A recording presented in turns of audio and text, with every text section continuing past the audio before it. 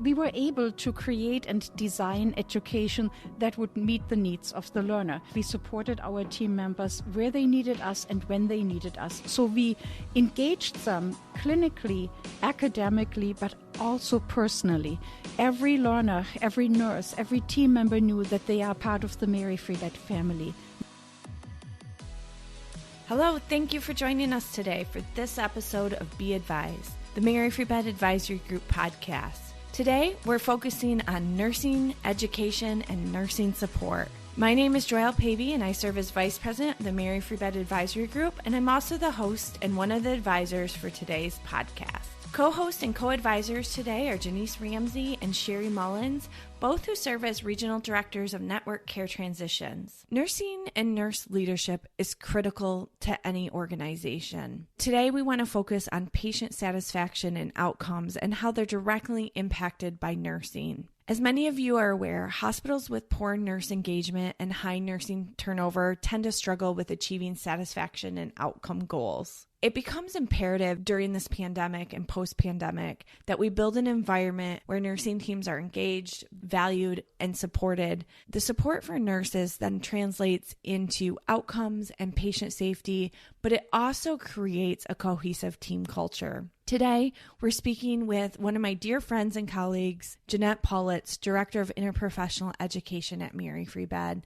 and we want to gain her perspective on the needs of nursing education and how these needs have evolved and changed over the last several years and now during this pandemic. Jeannette, thank you for joining us today. Why don't we start by having you tell us a little bit about yourself?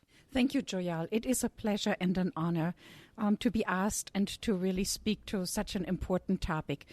I have served at Mary Free Bed since January of 2017 in the role of Director of Interprofessional Education. And I am passionate about patients and care team members and the way we do services for these team members. I oversee the Mary Free Bed Education Academy and all of its work. I'm a doctoral prepared nurse with focus on healthcare systems leadership. In my work here at Mary Free Bed, I oversee clinical development, primarily for nursing, but more so interprofessionally in great partnerships with therapy and other clinical leaders. I also oversee professional development in terms of grant rounds, conferences, workshops, and seminar. And as a leader, I consider myself a decisive and action-oriented director, offering a long history of experience in team development, patient support, quality development, and operational streamlining. My goal is, with my team, to consistently meet the most challenging organizational objectives with unequaled success through applying strong problem-solving skills aimed at preventing issues as they arise. This became very evident during the COVID pandemic and certainly also now as many healthcare organizations felt staffing issues and concerns. My team is recognized for producing higher performance standards and enhancing productivity while motivating team members to exceed organizational goals. We all possess a proven ability to identify initiatives and facilitate action-driven plans to support clinical growth and objectives here at Mary Free Bed. We were able to successfully create and lead teams, programs, and educational strategies to meet, during these challenging times, the needs of our patients and team members. Here's Sherry, one of our co-advisors, with the next question. I wanted to ask you a little bit about your journey becoming a nurse educator prior to coming to Mary Free Bed. Don't smile, but I have to tell you, I didn't start out in nursing in my first life. In my very first life, I was very deeply connected to numbers. Indeed, I worked in a fiscal setting, and I also worked in mortgage and equity lending for over 10 years. And then one day, I started in the emergency department as a nurse tech. I literally fell into nursing, fell in love with it, and decided I would go back to college to become an RN. And on my journey, I had incredible mentorship following me. I was allowed to enter my bachelor's program, supported by my organization to pursue my dream of a master's and doctorate in nursing. And along the way, I literally fell in love with process improvement, with education, and all those components that make life better for nurses and for team members out there in our care settings. And most of all, with patients being the center of everything that we do, we were able to accomplish this for all of these team members. I consider myself a very strong advocate for patients and team members in terms of improving their settings and being a change agent. And I believe in what we need to do to meet the needs of those that we come in contact with in any clinical setting. Wow, that's pretty amazing. Can you tell us a little bit how your role as a nurse educator has changed over the years in order to meet those needs?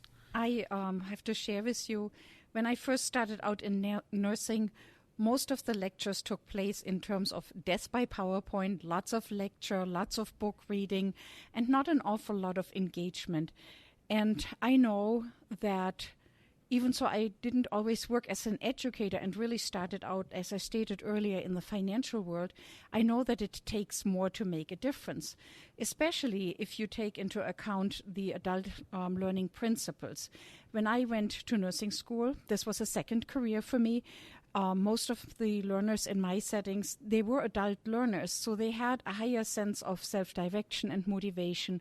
They had life experiences and facilitated learning experiences that they expected. They were focused on achieving goals. They needed to know how information was relevant to what they were doing. They were also often very practical adults and looking for help and mentorship in the process. But most of all, they were open for modern ways of learning. Adults, as you know, want to choose how they learn. And so as I progressed in my career, I was moving forward, always looking at how could we do this better? How could we move away from some of the traditional learning elements, incorporating digital methods, incorporating online learning, in-person training sessions, literally optimizing the way people learn. And we were able, particularly here at Mary Fribet, to design programs that speak to learners, that are really showing that there is engagement out there, that there is presence in learning. And our scores, because we rate everything that we do here at Mary Fribet, we evaluate everything and set ourselves up for consistent process improvement by doing that. Our scores truly show that our learners have fun, that they are engaged, and that they truly walk away with content and knowledge in mind. And knowing that, from an educator perspective, this is the best way how we can set them up for clinical success and excellence. Jeanette, when you say scores, that your scores show improvement and that the nurses are engaged and they're having fun learning, what measures are you using? It's really a set of two measures. First, when a new learner comes into our system, we assess, based on Dr. Patricia Benner's theory, we assess where are they in the journey of knowledge. Are we talking to a novice? Are we talking to an advanced beginner, to a competent person, to somebody who is proficient or even an expert? Once that assessment has taken place and we have an understanding of who our learner is, we tailor our education to the needs of the learner. We really make sure that we capture where we need to capture in order to support this person in clinical performance and development in terms of professional development over time. So as we, for example, give a nurse orientation to a newly hired nurse, we have that assessment in place, number one. Then this person will possibly meet up to 20 presenters in our nursing orientation. And based on the orientation that he or she receives, each presentation will be evaluated by the learner. And as you can see, by looking at those evaluation scores and those comments that we receive from the learner, we are able to tailor and perfect our program. Every comment is taken seriously. Every concern is addressed, if there are any. And I can share with you that in the last 3 years, our scores have consistently been close to an almost perfect rating.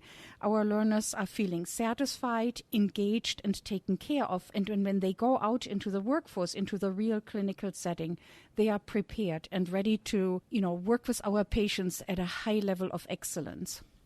That's really amazing, Jeanette.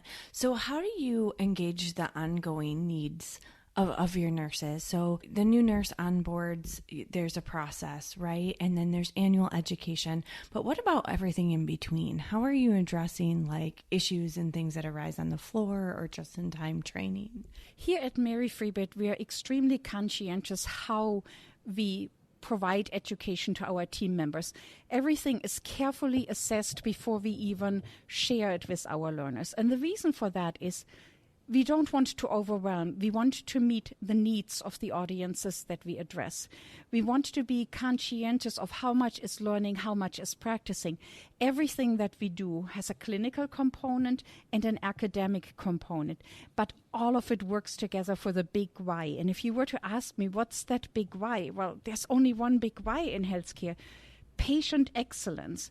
And this kind of goal can only be achieved if we put all the components properly in place, set our system up for success, include our learner commodities and our circumstances that we face through the environment, all of it carefully evaluated, carefully monitored, carefully dished out, leads to successful engagement and learning. And we follow through with our learners. We don't just feed education.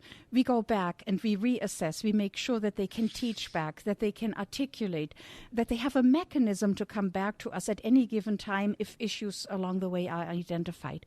It's a journey of mentorship, a journey of beauty. It's absolutely necessary to partner with your learner in order to have that engagement, that level of buy-in, that level of performance. That's awesome, Jeanette. I think when you're talking, mentorship, partnership, closing the loop is so important, and making sure that the nurses are supported along that journey. Here's Sherry, one of our co-advisors, with the next question. With the COVID-19 pandemic, how did that impact the learning aspects at Mary Free Bed, along with what impact did you see on the nurses during that time?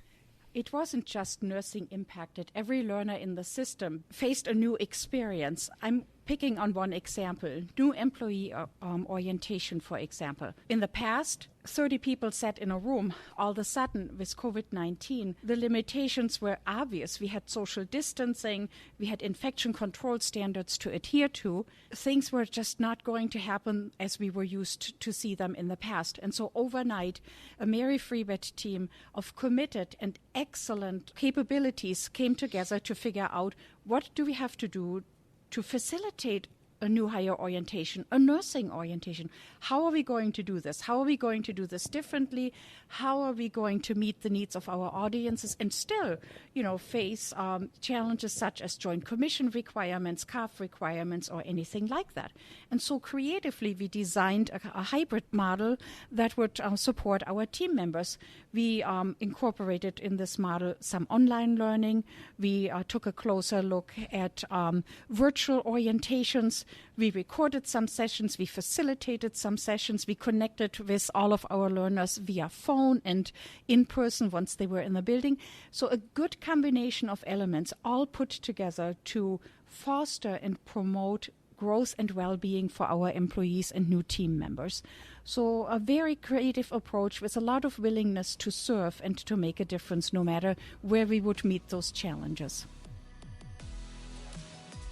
You're listening to Be Advised, the Mary Free Bed Advisory Group podcast. I'm your host, Joy L. Pavey. Here's Janice Ramsey, who serves as a Regional Director of Network Care Transitions, with our next question. We talked about shifting needs during COVID-19 to address needs for everybody, but how does a solid nursing education program really support the organizational culture at Mary Free Bed or any other program that you've had experience with? Nurses are passionate. They want to do the right thing at the right time, serving patients no matter what happens. And at Mary Free Bed, the culture is so contagious, so vibrant, that we all knew no matter what challenges we would face, we would go the extra mile. And despite every challenge that came up, we were able to create and design education that would meet the needs of the learner. We taught daytime, nighttime. We taught in person. We taught virtually. We met folks out on the unit. We were present. We supported our team members where they needed us and when they needed us. We provided also support services for all of our team members. So we engaged them clinically, academically, but also personally. Every learner, every nurse, every team member knew that they are part of that they were and are part of the Mary Free-Bed family. Never left alone, never not mentored. We created this environment of safety, culture, and family. And with all of that taken into consideration and adding the clinical and academic components that you need to successfully provide education, we were able to create a safe haven and a place where people can still grow despite everything else that happened out in this world. That really sums up the culture here and how we've focused on education. I wanted to shift gears now to focus more on how education is impacting the consumer-based push in healthcare. You've mentioned process improvement, and we know that you have a background in that. Can you speak a little bit more on the shift that you've seen with consumer-based healthcare and how we've adjusted our focus here at Mary Free-Bed, including the educational approach as well? I think that the underlying assumption of a consumer-driven health plan or healthcare is that consumers will make more informed choices and forego unnecessary or excess medical care if they must use their own resources to pay for some of these services. So consumers will do research, they will become active in their care, and they will look for the best care that's out there. When I look at Mary Free-Bed, I would ask myself, how are we doing this? And so I would say to you, we promote close communications with all of our patients and team members. There is dialogue between our physicians and their patients. There is dialogue with any kind of ancillary team that touches this process to provide a well-rounded experience for our patients. We increase patient buy-in compliance with treatment recommendations and with being present and in the moment with our patients. Our patients are not a number. They are truly part of our family, and you can feel that vibrant and very beautiful feeling when you see dialogue in care conferences or at the bedside with any one of our team members. We increase patients' knowledge and awareness of lifestyle and wellness practices. For us, it's about putting them or giving them the highest level of functioning.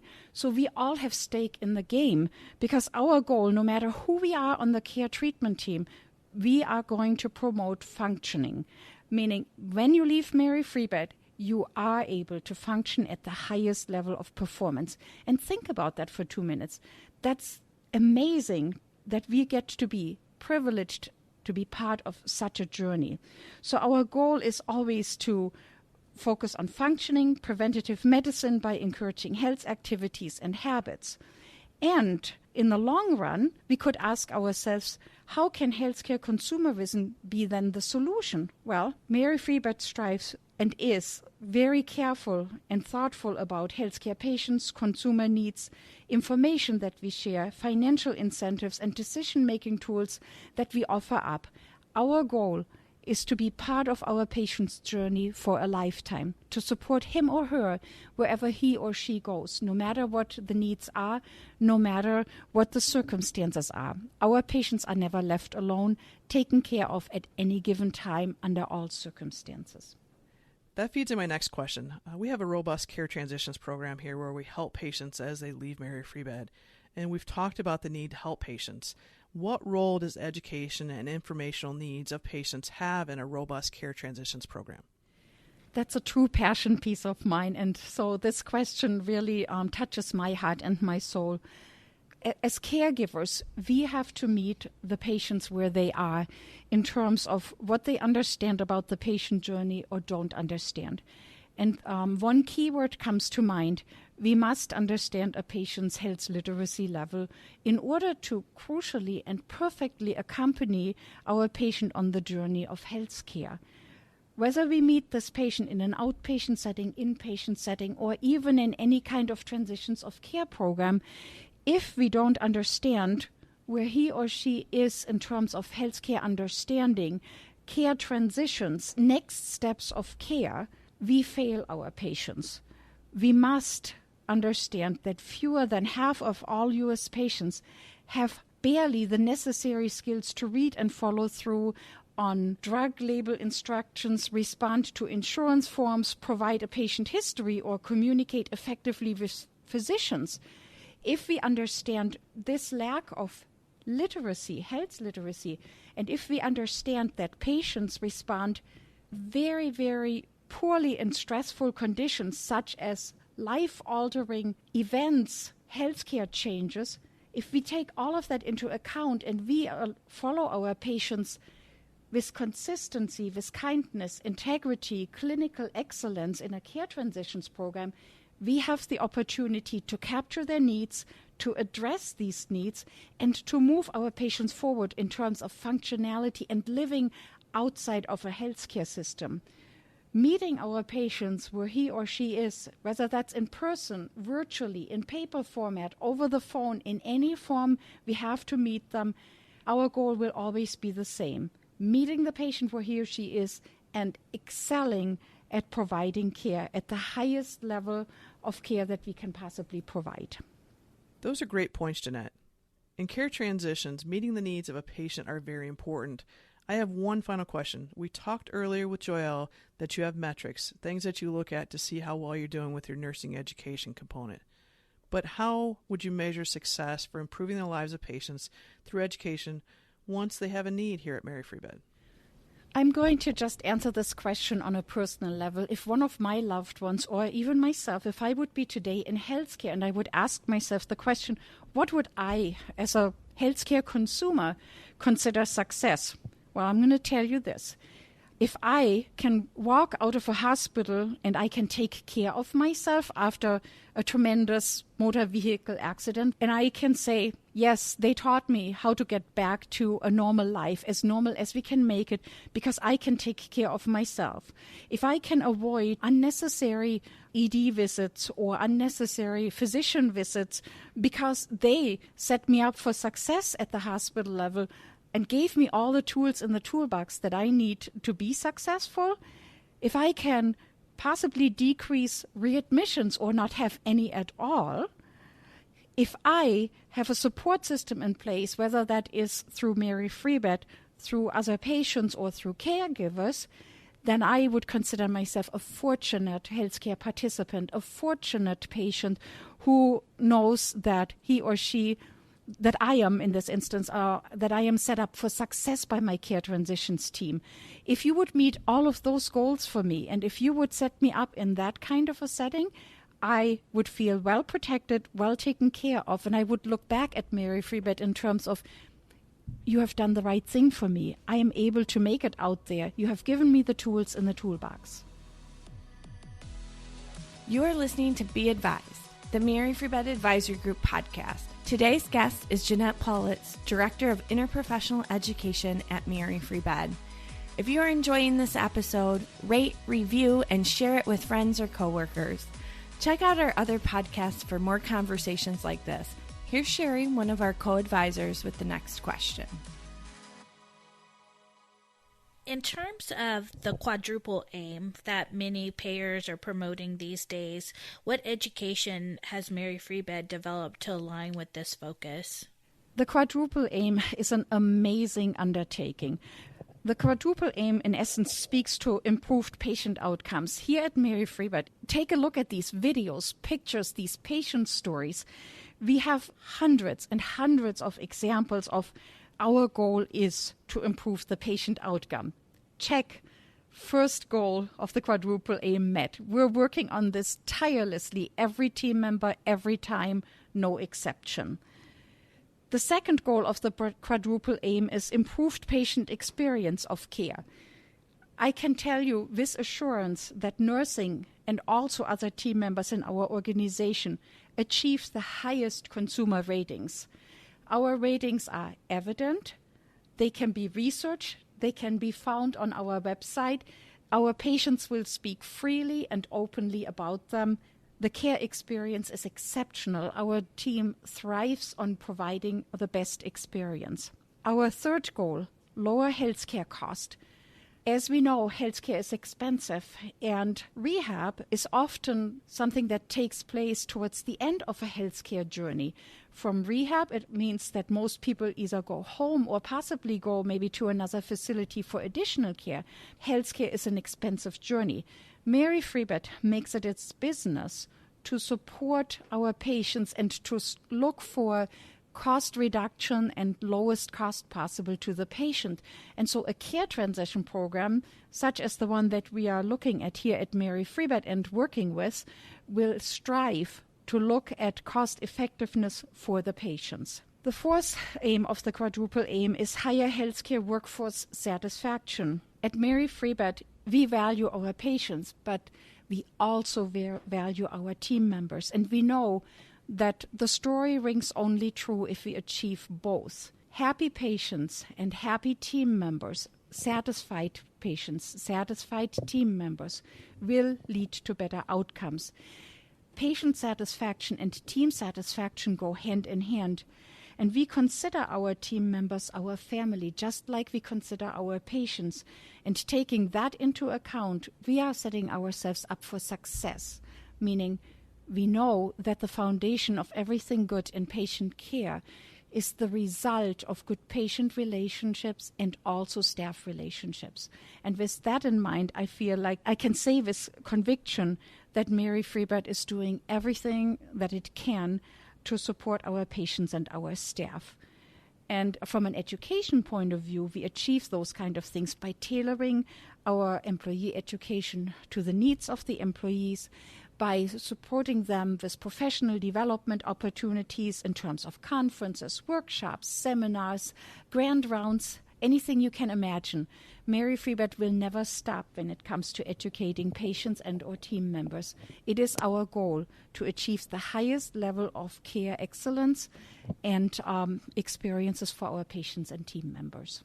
Jeanette, I've witnessed firsthand the robust nature of Mary Free-Bed's education programs, from the newly launched Educational Academy to the training programs that you described today. And it's really a result of your leadership and your passion. I think one of the key takeaways that you just spoke about is you mentioned aligning staff relations and patient relations and making sure that the staff is educated on the patient needs and building your program off of the successes that the patients wish to achieve. I think that speaks to our culture at Mary Free-Bed of being very patient-centered, but also taking great care of our employees. Jeanette, I want to thank you so much for joining us today. What a wonderful guest you were. I can't wait to have you back. And I also want to thank our audience today for joining us. Nursing is really a critical component in the provision of all the healthcare services that our organizations provide. And nurses really are the backbone of the care that's provided in any health system. It really does take a special person to be a nurse and to care for others. And it's why it's so important to support ongoing nurse education. It creates that safer culture and a more progressive healthcare environment. Jeanette, thank you so much for talking with us today about the Education Academy. If you want more information on our educational resources, email us at mfbeducationacademy@maryfreebed.com. And remember to be a support to your nurses, be passionate about ongoing education, and be advised. Thank you so much. Take care.